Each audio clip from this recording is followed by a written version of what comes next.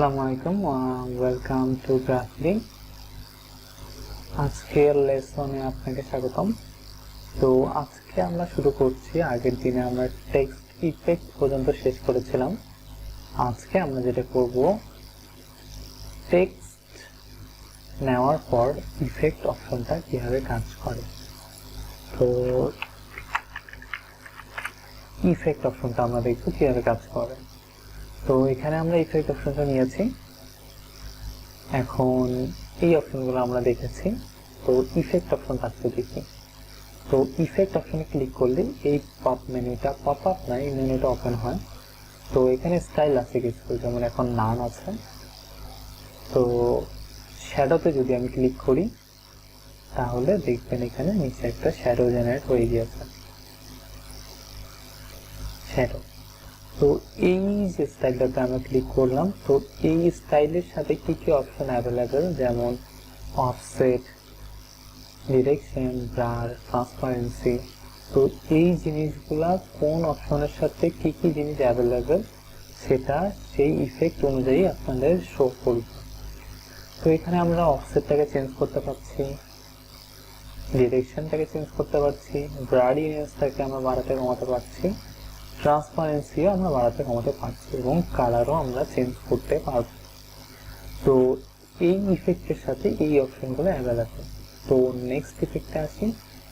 Next ইফেক্টে কিন্তু ওই অপশনগুলো শো করছে না, তার মানে নেক্সট ইফেক্টের জন্য যে অপশনটা অ্যাভেলেবেল সেটা হচ্ছে ব্রাইটনেসটা একটু ডার্ক হচ্ছে আবার লাইট হচ্ছে, আর এটা সব দিকে স্যাচুরেটেড। তো বুঝতে পারছেন সেন্স। এরপরে যে ইফেক্টটা, এটা হচ্ছে আউটলাইন স্ট্রোক। এই আউটলাইন স্ট্রোকটাও থিকনেসটাকে বাড়াতে কমাতে পারবো। এরপরে যে ইফেক্টটা আছে সেখানে আমরা থিকনেসটাকে বাড়াতে কমাতে পারবো, অফসেটটাকে মুভ করতে পারবো, ডিরেকশনটা চেঞ্জ করতে পারবো, আর কালার চেঞ্জ করতে পারবো। তো এই ইফেক্টের সাথে এই অপশন অ্যাভেলেবেল। তো এতক্ষণ আপনারা বুঝতে পেরেছেন যে এই ইফেক্টগুলো কিভাবে কাজ করে। তো নেক্সট ইফেক্টে আসলাম, এটাতে জাস্ট থিকনেসটাকে বাড়াতে কমাতে পারবো, আর থিকনেসটা কালারটা চেঞ্জ করতে পারবো। এরপরের যে ইফেক্টটা, এটাও সেম, অফসেটটা চেঞ্জ করা যাবে, আর ডিরেকশনটা চেঞ্জ করতে পারবো, আর কালার।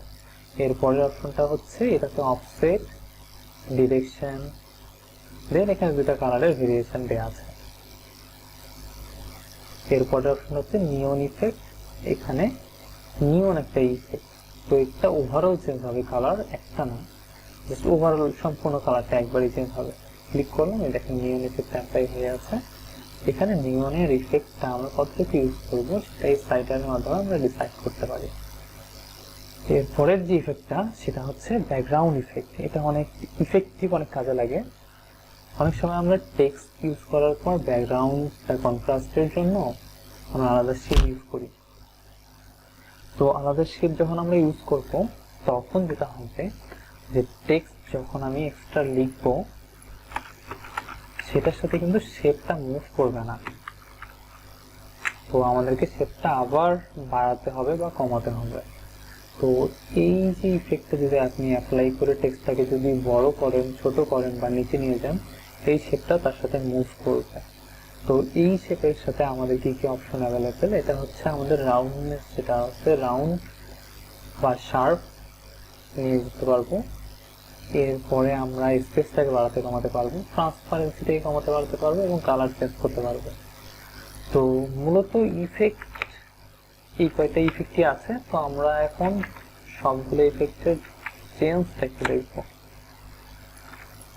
চারটা নিয়ে নিলাম, এরপরে নিচে নিয়ে নিলাম, এরপরে ইফেক্ট প্যানেলে গেলাম, এটা নান। এরপরে first effect, second effect, third effect, fourth, fifth, six, 7, 8, and এটা তো দেয়াই আছে। আর এই ইফেক্টটা লাগবে না আমাদের, এটা একটা কপি করছি। তো মোটামুটি এখানেই সবগুলো ইফেক্ট। এরপরে লাস্ট যে ইফেক্টটা আছে সেটা হচ্ছে কার্ভ ইফেক্ট। তো অনেক সময় আমরা লোগো ইউজ করি, লোগোতে দেখবেন হচ্ছে রাউন্ড করে কিছু লেখা থাকে, এবং আপনি যখন টেক্সট চেঞ্জ করবেন তো ওই রাউন্ডনেসটা ঠিক থাকে, সেটার উপরেই চেঞ্জ হয়। তো ক্যানভাতে এই অপশনটা দেওয়া আছে কার্ভ। একটু নিয়ে আসলে আমরা যদি লেখাটাকে বাড়াই, আমাদের লেখাকে